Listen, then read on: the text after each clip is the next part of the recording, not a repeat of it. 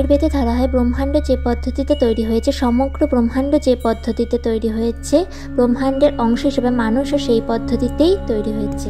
এবং এই ঔষধি গাছ থেকে যেহেতু আমরা প্রাণ পাচ্ছি, তাই আয়ুর্বেদের প্রধান দেবতা ধন্বন্তরীকে পুজো করা হয়।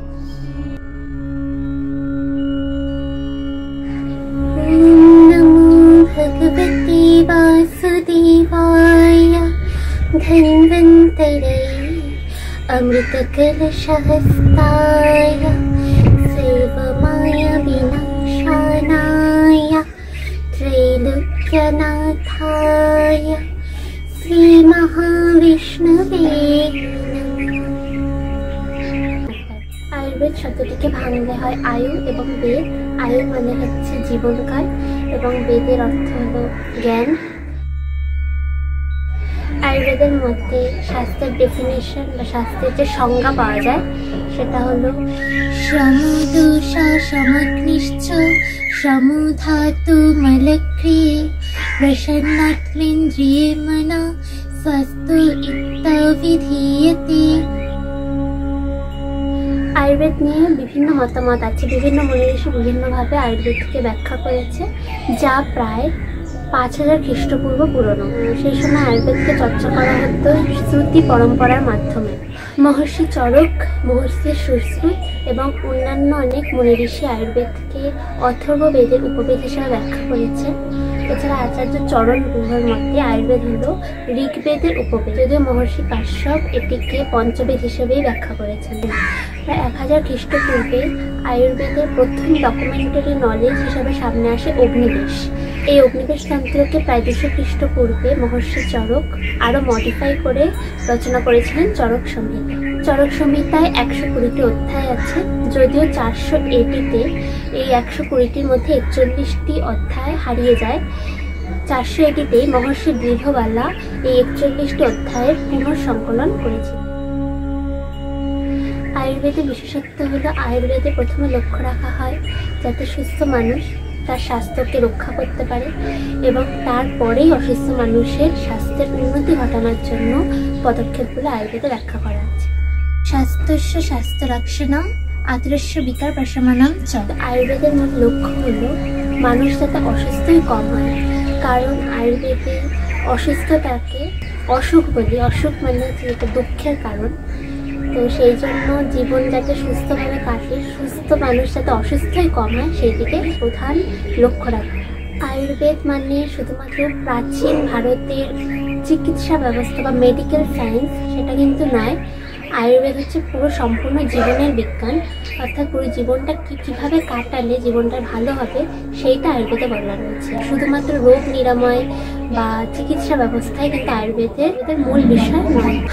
অন্যান্য চিকিৎসা ব্যবস্থায় জন্ম থেকে মৃত্যু পর্যন্ত যে যে ঘটনাগুলি ঘটে সেগুলোকে পর্যালোচনার মাধ্যমে রোগ নিরাময় করা হয়, কিন্তু আয়ুর্বেদের ক্ষেত্রে সেটা সম্পূর্ণই আলাদা। কারণ আয়ুর্বেদ জন্ম থেকে মৃত্যু পর্যন্ত যে যে ঘটনাগুলো ঘটে সেগুলো নিয়ে তো আলোচনা করেই, তাতেই জন্মের আগে এবং মৃত্যুর পরে যে যে ঘটনাগুলো ঘটে সেগুলো নিয়েও আয়ুর্বেদে অনেক আলোচনা রয়েছে এবং সেই ঘটনাগুলো চর্চা করে তারপর কীভাবে রোগ নিরাময় সম্ভব সেই বিষয়ে আলোচনা করা রয়েছে আয়ুর্বেদে। আগেই বলেছি আয়ুর্বেদের উদ্দেশ্য শুধুমাত্র রোগ নিরাময় নয়, রোগ নিরাময় একটা অংশ মাত্র। আয়ুর্বেদের একটি বড় উদ্দেশ্য রয়েছে। যদি আয়ুর্বেদে এরকম বলা হয়, যদি কেউ সম্পূর্ণ আয়ুর্বেদের জ্ঞান অর্জন করতে পারে তবে তার মোক্ষ লাভ হয়, এবং এটি মানব জীবনের তথা আয়ুর্বেদের মূল লক্ষ্য। আয়ুর্বেদে আমরা আস্তিক মনোভাব পাই, কারণ আস্তিক মনোভাবের অর্থই হলো যারা বেদে বিশ্বাস করে, যারা ঈশ্বরে বিশ্বাস করে এবং যারা পুনর্জন্মে বিশ্বাস করে। এছাড়া নাস্তিক মনোভাব হলো যারা প্রত্যক্ষ প্রমাণ ছাড়া কোনো কিছু বিশ্বাস করতে পারে না, সেটা হচ্ছে নাস্তিক মনোভাব। এছাড়া আস্তিক নাস্তিক মনোভাবও রয়েছে, যেটা আমরা বৌদ্ধ ধর্মে এবং জৈন ধর্মে পেয়ে থাকি। আয়ুর্বেদের প্রয়োজন শুধুমাত্র চিকিৎসা ব্যবস্থাতে নয়, পুরো জীবন চালনা করার জন্যই আয়ুর্বেদের প্রয়োজন। প্রতিটা মানুষই আয়ুর্বেদের এই জ্ঞান নিয়েই, প্রত্যক্ষ বা পরোক্ষভাবে আয়ুর্বেদের জ্ঞান নিয়েই তার জীবন চালনা করে। আয়ুর্বেদে বডিকে শুধুমাত্র একটা মেশিন হিসাবে দেখা হয় না, আমাদের শরীরটিকে প্রকৃতির একটি অংশ হিসাবেই দেখা হয়। আয়ুর্বেদে ধরা হয় ব্রহ্মাণ্ড যে পদ্ধতিতে তৈরি হয়েছে, সমগ্র ব্রহ্মাণ্ড যে পদ্ধতিতে তৈরি হয়েছে, ব্রহ্মাণ্ডের অংশ হিসেবে মানুষও সেই পদ্ধতিতেই তৈরি হয়েছে। ব্রহ্মাণ্ড যে যে এলিমেন্ট দিয়ে তৈরি, যে 5টা পঞ্চমহাভূত ধরা হয়, সেই পঞ্চমহাভূত দিয়েই আমাদের শরীরও তৈরি, যেটা হচ্ছে আকাশ, বায়ু, অগ্নি, জল, পৃথিবী। এবং এই কারণেই আয়ুর্বেদের ষষ্ঠী হিসেবে মানা হয় স্বয়ং ব্রহ্মাকে। প্রকৃতির থেকে যেহেতু আমরা আলাদা নই এবং প্রকৃতির উপর নির্ভর করেই আমাদের বাঁচতে হয়, তাই আমরা প্রকৃতিকে কাজে লাগিয়েই শরীরের রোগ নিরাময়ের চেষ্টা করি।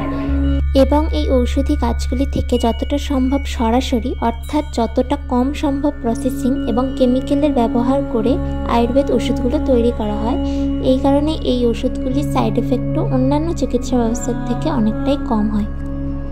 এবং এই ঔষধি গাছগুলো থেকে যেহেতু আমরা প্রাণ পাচ্ছি, সেই কারণে আয়ুর্বেদের প্রধান দেবতা হিসেবে ধন্বন্তরীকে পুজো করা হয়। আয়ুর্বেদের মাধ্যমে যে কোনো অ্যাকিউট ডিজিজ, ক্রনিক ডিজিজ এবং যে কোনো লাইফস্টাইল ডিজিজের খুব ভালোভাবে আয়ুর্বেদে সারে।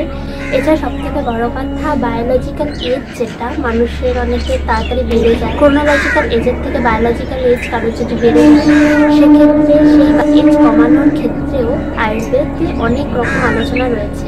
এখন এই মডার্ন লাইফস্টাইলে যেখানে পলিউশন এত বেশি এবং লাইফস্টাইলও খুবই খারাপ হয়ে গেছে, সেই কারণে লাইফস্টাইল ঘটিত ডিজিজগুলো এখন অনেক বেড়ে গেছে।